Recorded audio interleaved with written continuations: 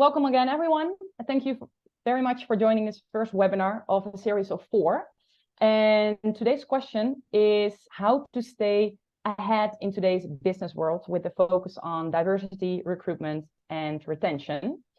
But before we start, we would like to briefly introduce ourselves.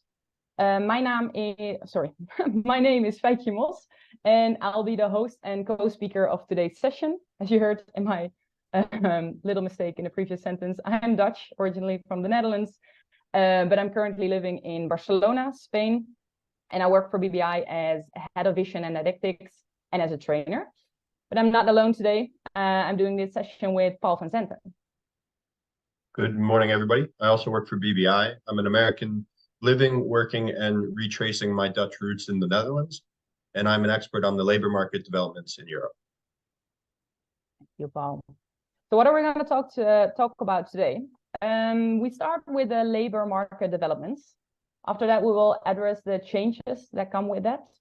And we will focus on creating an inclusive culture and the underlying competences. And we finish this session by looking forward.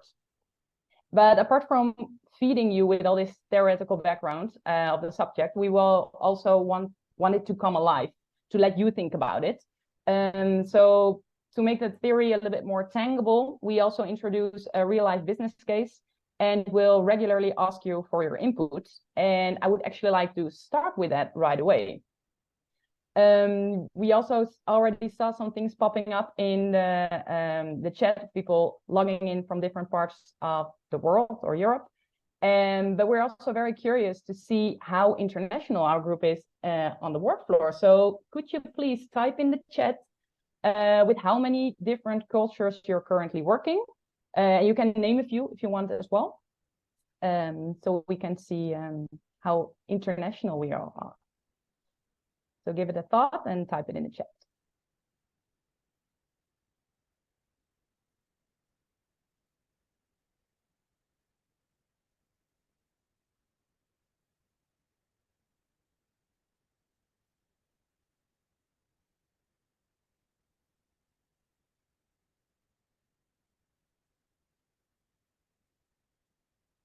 A lot of people working with multiple cultures, actually. A lot.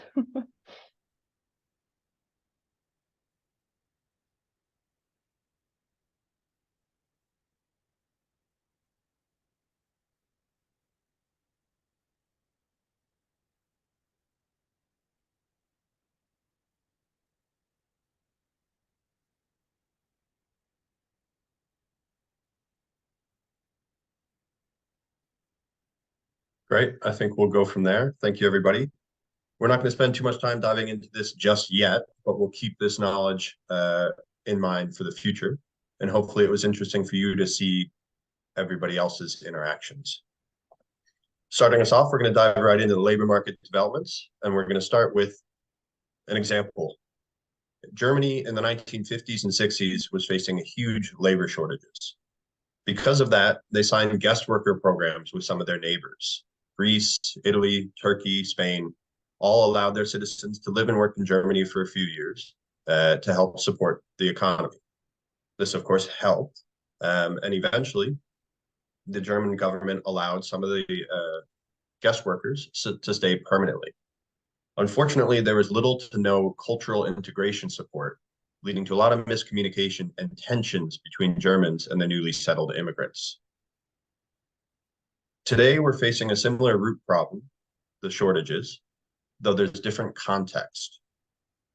8% of the German workforce is expected to retire by 2030. And that's not even half the number that's expected to retire by 2040. 9% of the Poland workforce and 7% of the Italian workforce are also expected to retire.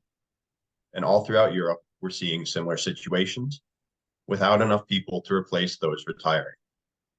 Automation and AI are also having a huge impact. Industries like manufacturing, agriculture, logistics, they're all seeing fewer hires, while people-centric industries are struggling to find people. This is also causing an increase in emigration to job hubs such as London and Paris. Our colleagues at BBI Nordics are working hard to support these problems in Scandinavia. They work to ethically recruit Europeans to fulfill healthcare and education roles in Finland, Sweden, and Norway. By 2030, 250 million Europeans, that's 1/3 of Europe, will live in an area that doesn't have enough people to meet its labor needs. As of 2021, 14% of occupations in Europe were already facing shortages. The table you're seeing now represents how many European countries reported a shortage in a particular profession in 2021. These numbers have only gone up since. You can see that 2/3 of European countries are already facing shortages with nursing and plumbers. And looking throughout the table, you can also see bricklayers, you see cooks, you see roofers, accountants, civil engineers, system analysts. It's every occupation with people from all walks of life with all sorts of education and certifications. So with that in mind, what changes or challenges have you noticed in your field of work? Please type your answer in the chat.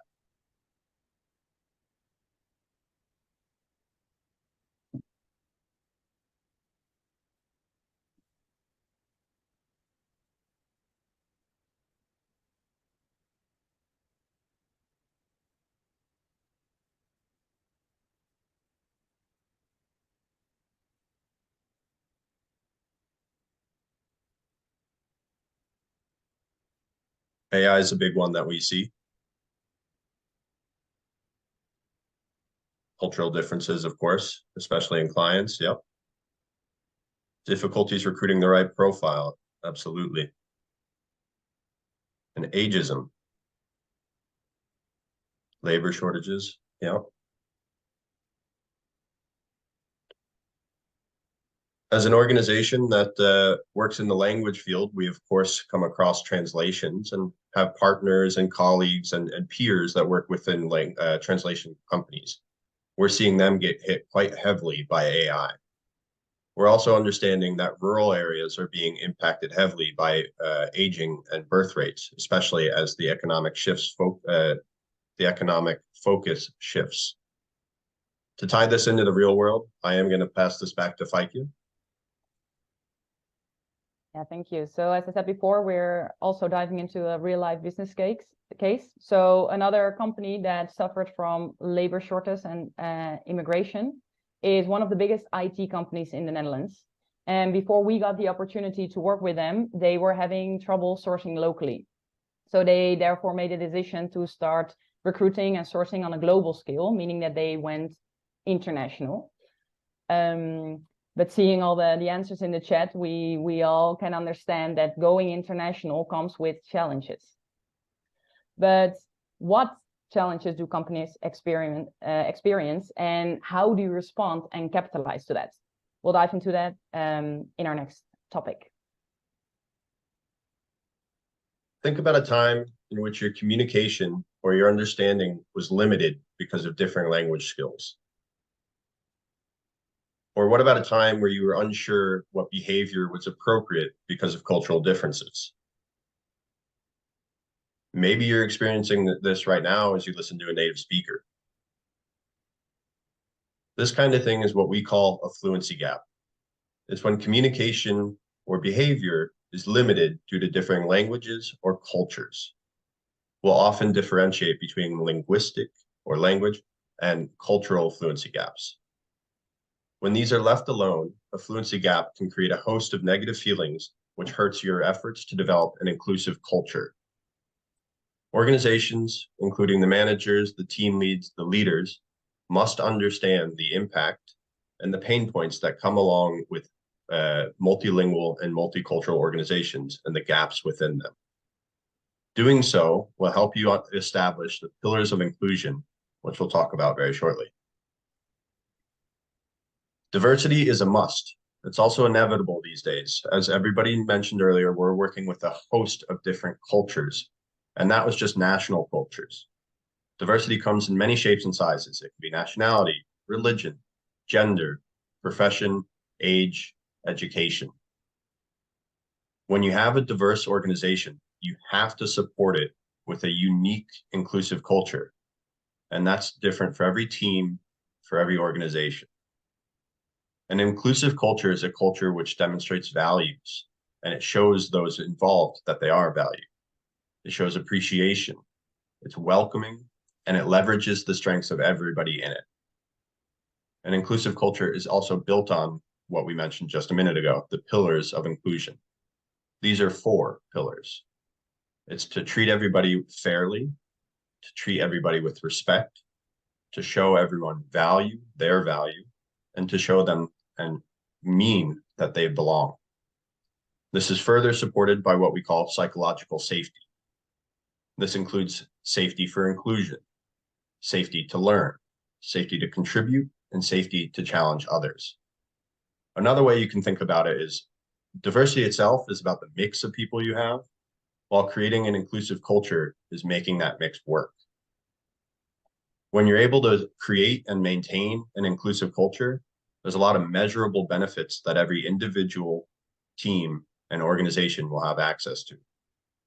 There's increases in innovation, collaboration, productivity, and personal, team, and organizational development. You also see an increase in psychological safety and a large increase in both customer and client satisfaction and retention. And again, I'm going to pass this back to Feike to tie it into the real world. Go back to the IT company. So I left you off by saying that they went international to recruit new employees, and they literally hired new people from all over the world. So what happened with them when they started working in the Netherlands? Well, unfortunately, when going global, the company wasn't prepared for the changes that came with it. There were gaps in their onboarding process and relocation support, including societal and organizational integration. So they exactly experienced what Paul just described. And however, this might seem obvious when you think about, for example, the Dutch and the Brazilian culture working together, coming together. But the same challenges were faced with employees from Belgium, a culture and country that's way closer to the Netherlands or to the Dutch one even. So that's when we were brought in. When we started working with the company, we learned that the Dutch colleagues were creating an exclusionary culture. So for example, during coffee breaks or pre-meeting chats, they would only speak in Dutch. And when the meeting would start, they reluctantly switched to English. Why did they do that? Well, they said, because wasn't it a Dutch company after all? They should change and learn the language, which they did, by the way. But learning a language takes not only time, but also a safe environment to actually practice in. So the type of behavior of this company only resulted in the fact that both language and cultural fluency gaps were experienced. If you combine that with the lack of organizational support, it's no surprise to learn that their new recruited team members weren't staying very long. So a little background information, the average recruitment costs in the Netherlands is 20 to 30% of the recruited person's first year's salary. So imagine you hire a new employee that you pay a lot of money for, and it turns out that they are not happy because of the non-inclusive culture of the company, caused by and resulting in fluency gaps, burnouts, etc. And in the end, making this employee leave again. So this IT company, the case, was getting a negative return on their investment and being put back into the war of talent, all because their culture, structure, and leadership was unprepared. So before focusing on the how to solve this problem, it's very important to find out what might cause these problems. So for our case study, we already mentioned the fluency gap, but there are way more reasons why people aren't happy in their jobs. Well, now it's very easy to think maybe why you would leave a company, but I think we can have a little challenge. So I would like to ask you to think about the next question, and Paul's gonna set up a little word wall. The slides, yeah. And the question, there will be a word cloud popping up. You have to click on agree, and then you can type up the answers. And I would like you to think about the questions. What are the reasons for you to stay at your job? So not to leave, but what makes you stay?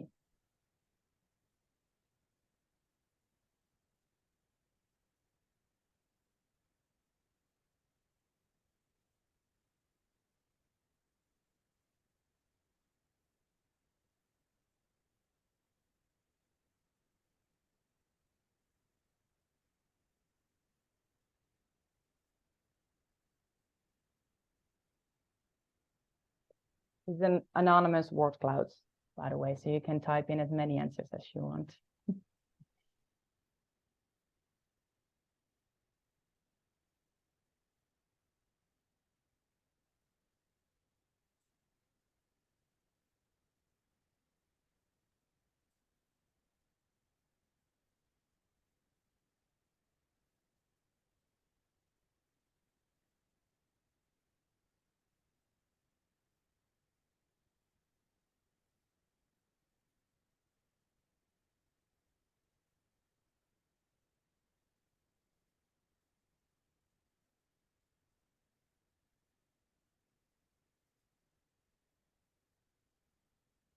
A lot about growth, about independence, about being treated like a human, being able to be a person and having a good life, not working to live, living to work. It's really interesting to see the different ways that we all phrase this and the different aspects that are all important to us. But as we can see with the larger ones, autonomy seems to be the biggest, as is learning, connection, and good colleagues. Diverse tasks, feeling challenged, valued. A few different ways of talking about the environment, challenges to learn. These are all aspects of what we deem to be an inclusive culture. Ooh, Petra, trust, that's very important. Also something that we will establish as part of an inclusive culture. I'm going to close this for now and we'll come back to it. I have noticed that there's been a couple questions in the chat. If you guys wouldn't mind, just please come back to them at the end where we'd be happy to take the time to answer any questions. Just bear with me while I reshare. Okay. Thank you for that. So we've been talking about what an inclusive culture is, and we've just seen what you want to feel supported by. These are all strong points of impact that are enhanced by an inclusive culture. And now we're going to talk a little bit more about how to create an inclusive culture. Immigration support, of course, is key, especially with all the different nationalities and cultures we're working with. Having your HR team understand the unique needs of each international employee goes a long way. I saw somebody in the chat mention that they were, let's say, booted out of a job interview because their Dutch was only at B1. Everybody should be have the opportunity to upskill, whether they need to improve their language, whether they want to be a better presenter, whatever it is, as long as they're willing, support them. Language shouldn't stop an organization from hiring anybody. It's just something that they can learn. If they're willing, why not?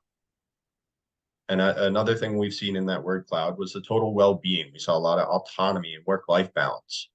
HR no longer can ignore these things. There's so much more stressors in life these days. There's climate change, there's inflation, food and house prices are ridiculous. We have to understand it. But going further, we want to establish a shared language. Another way to call this is a lingua franca. And in Europe, it's usually English, but it can be whatever's best for your team or your organization. Though it's typically best to have it throughout the organization, especially if there's a lot of collaboration. Having this shared language allows for equal opportunity for contributions and communication, as well as supports the pillars of inclusion. And further, it also helps create shared responsibility within native and non-native speakers. An inclusive culture is further supported by the development of intercultural competence. These lessen the cultural and the linguistic fluency gaps while creating understanding and patience for everybody. It also serves to help with people learning and developing some less measurable gains, such as stronger bonds between colleagues. And one last time, to make this concrete again, I'll pass this back to Faikyo. So how could we help this company create an inclusive culture? What did we do? Well, after a period of analysis, we started engaging with the employees at the company. Some were given language training, mainly the ones coming from outside, to help them establish their ability to communicate and contribute on the work floor during meetings, etc. But we also engaged everyone of the company in our intercultural competence training. In these training courses, we developed their awareness and understanding of cultural differences. And through this, we were able to start to earn a feeling of shared responsibility within their organization. Because having a shared goal leads to shared vulnerability, an increased level of trust, an increased level of satisfaction and retention, which in the end allow people to stay. So the overall us versus them mentality started to change into a we or us attitude. So how do you get there? As for language, you need skills to improve. So reading, writing, listening, and speaking. For culture, you need certain competences.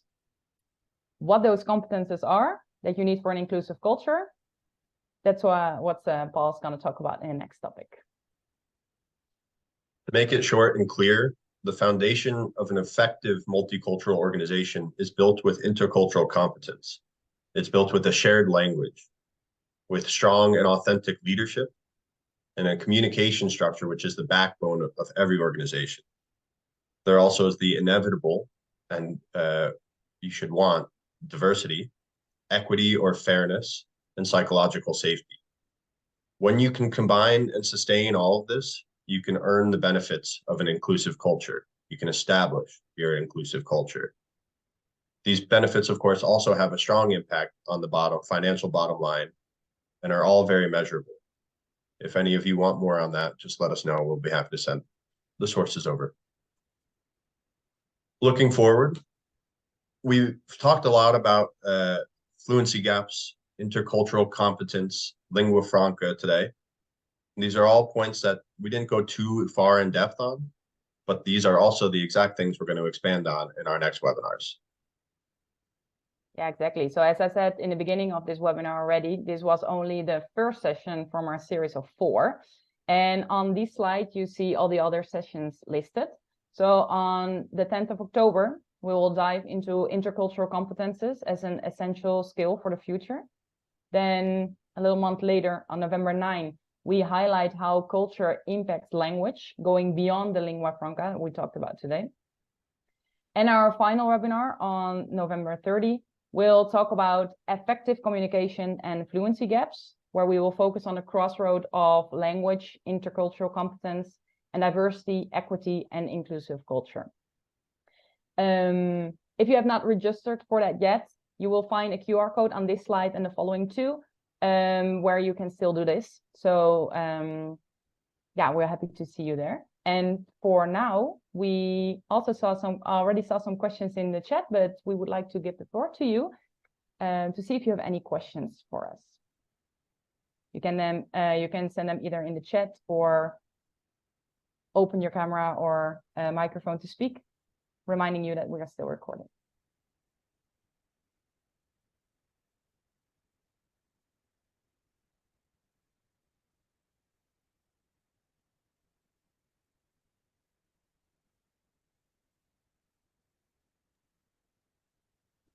I have a question. Sure. In Venezuela, we have, after the Second War here in Europe, we received a lot of immigrants from Germany, from Netherlands, from many parts of Europe, okay? But in Venezuela, we didn't have in this moment the culture to take care of the immigrants.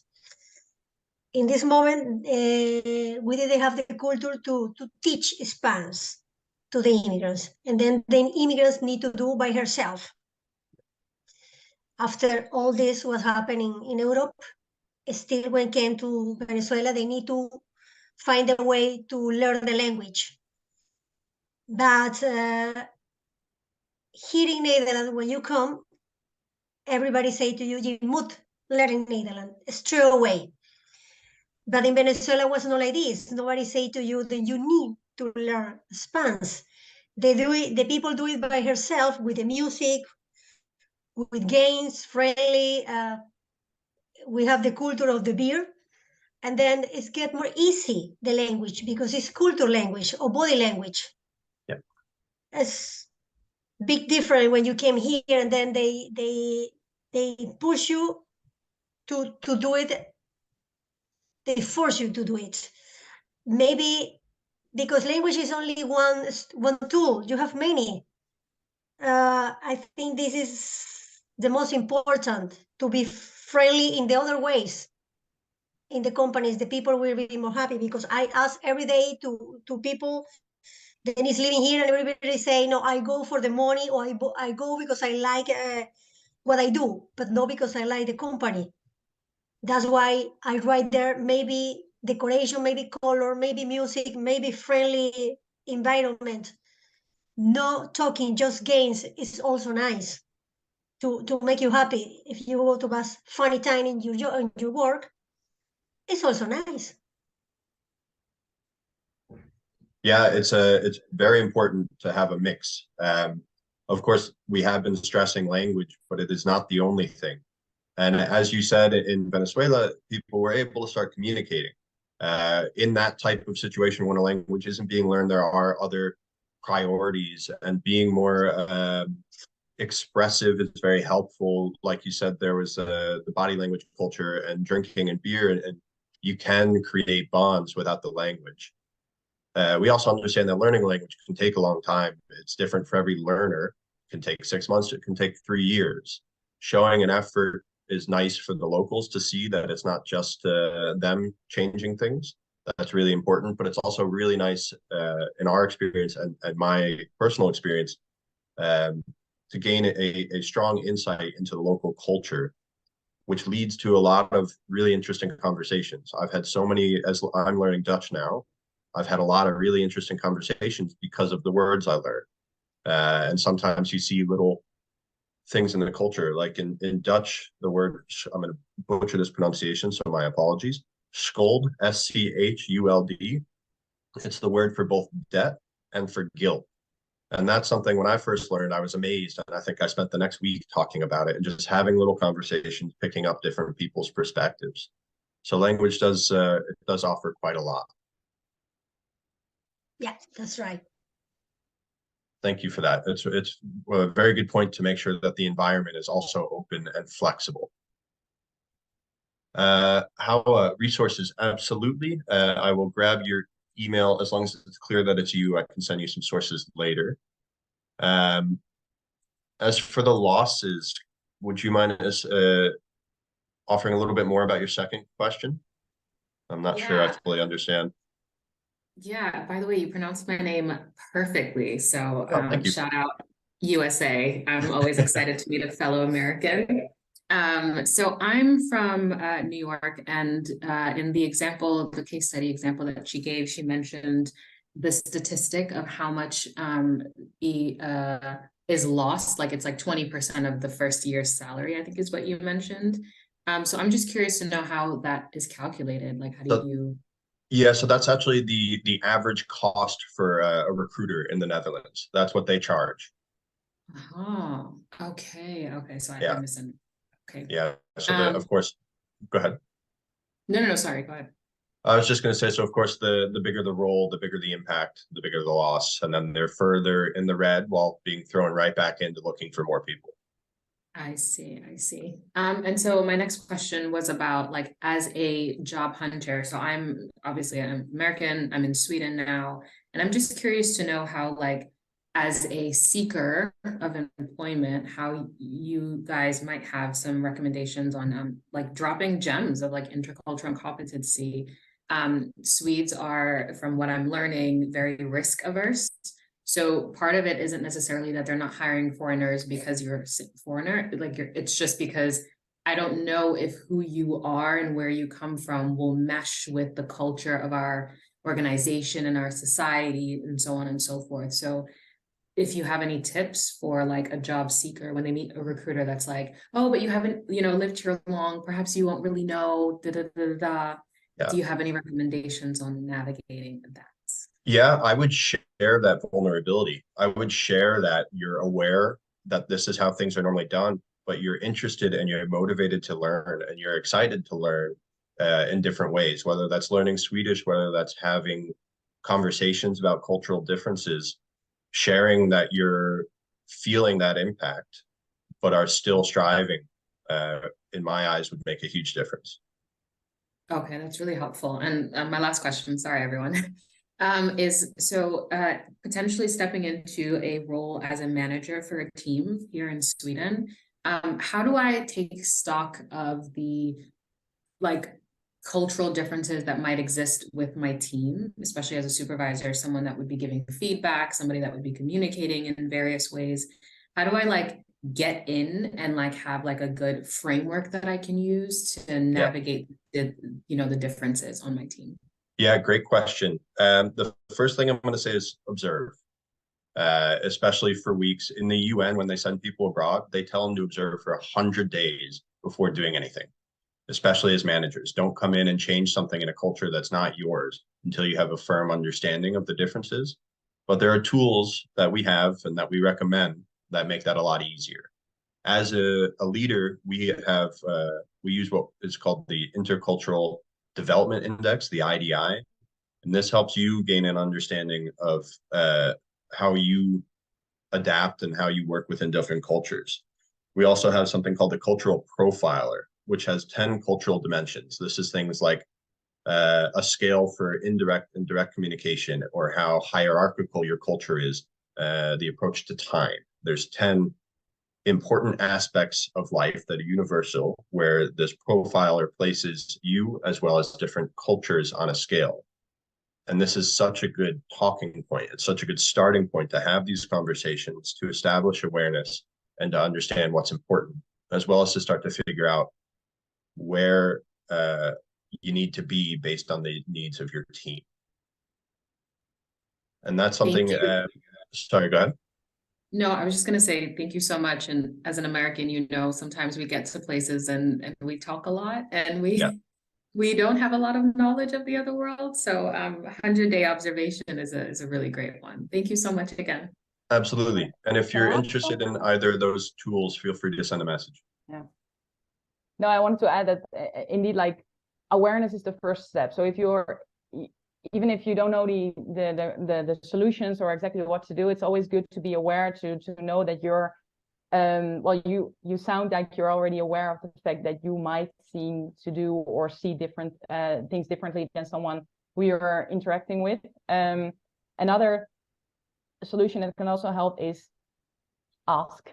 I remember having a conversation with Paul before about another Dutch word, interesting. Was sent over through an email by a colleague of ours, said that there was an interesting article that he should read, and he double checked with me, I know interesting in English and Dutch might be something different. What is this, sarcasm? Is this a joke? How should I interpret this? So it's not, I was not thinking, well, I'm in the field of languages, maybe that's a little different as well, but asking doesn't necessarily also make you stupid or something like that. I think it's very nice way of showing the other that you're interested in or curious to what they're thinking, what they're meaning, or doing,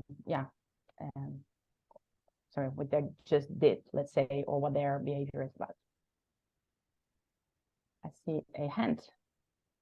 Yes, I just had a question because it's something that I've been reflecting on a lot recently when we discuss especially the concept of a lingua franca, right?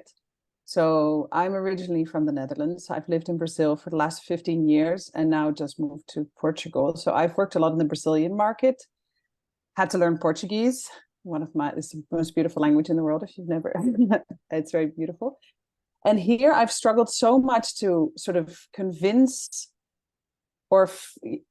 we feel convinced that speaking English becomes almost like a leadership skill, that in order to be a leader or to grow in companies, you need to speak English. And because the lingua franca is actually the native language of a huge population in the world, it seems like some people have sort of an unfair advantage in development and growth. And as a growing up in Holland, it was very easy to be exposed to Dutch. For us, it's something we're very natural.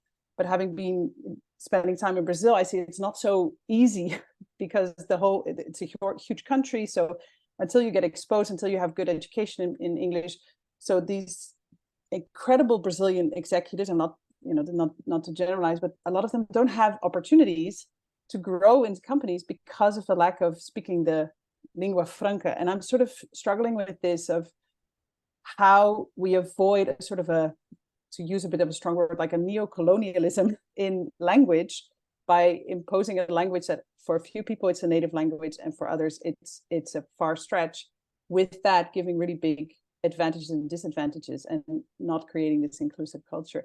It's really a struggle I have, because I mean English is the easy way out, but I'm really curious about what other kind of solutions we could come up with to avoid sort of this this dominance basically.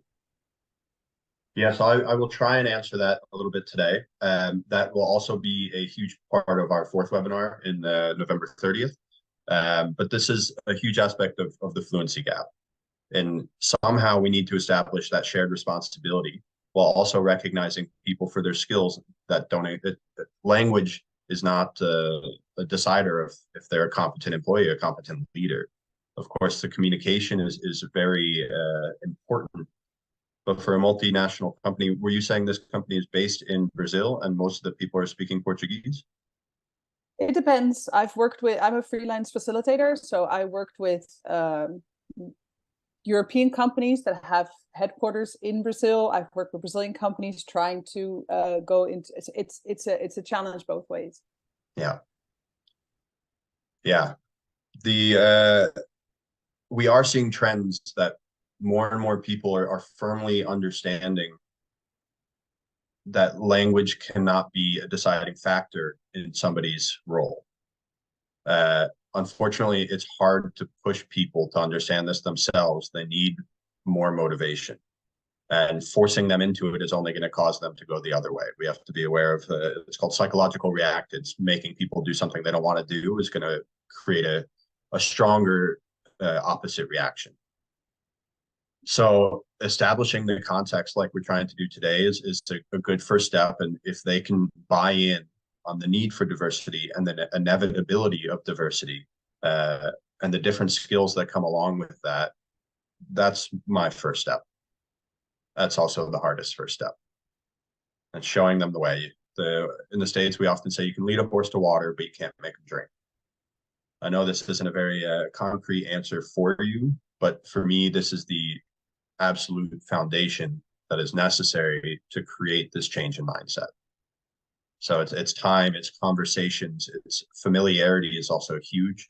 Allowing the people who don't speak English well or at all to demonstrate that they're still capable is very helpful. And I'd love to come back to you on this because I'd like to dive into it myself a little bit more.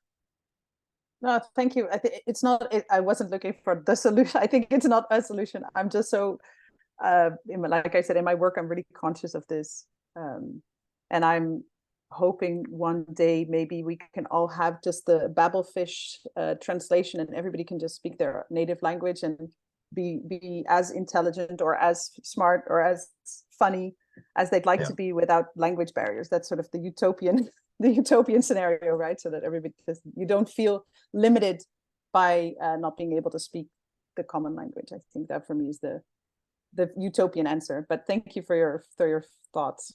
Absolutely, thank you. I think I saw a question in the chat.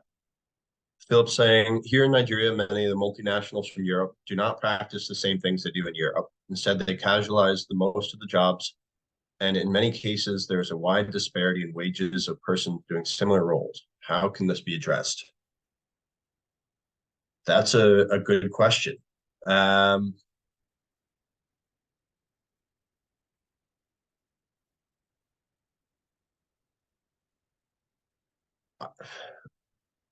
To me, again, my first thought is it comes back to awareness. And I don't want to just be a talking head and repeating the same things. But if these companies understand that just because people come from a different background, it doesn't mean that they can't contribute if they're trained well enough. And this happens in Europe as well.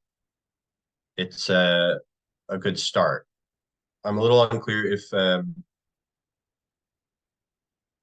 are the wages, is the disparity between Nigeria and Europe, or is it within Nigeria that you're seeing this disparity? Be curious to hear that, Phil.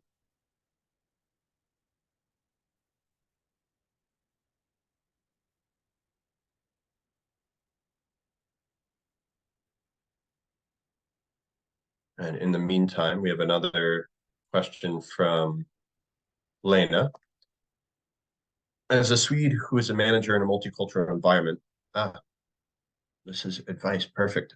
I think this is for Hala. Ask what they need, ask what they can do differently, ask what they like, and also what can be improved. You do not need to ask what they do or do not like about your leadership in a direct conversation, as Swedes will find that hard to answer, since they rarely give that kind of direct feedback to one another.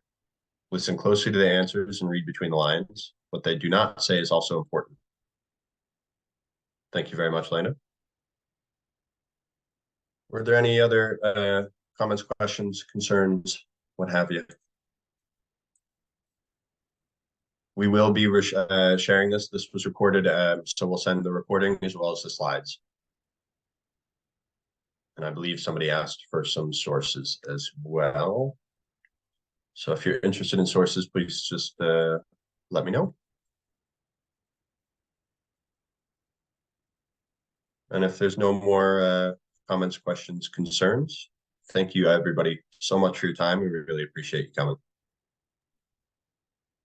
Thank you very much. And again, there is the QR code on this slide again, if in case you want to register for the upcoming webinars. Thank you very much, everyone. Have a good day. Thank you.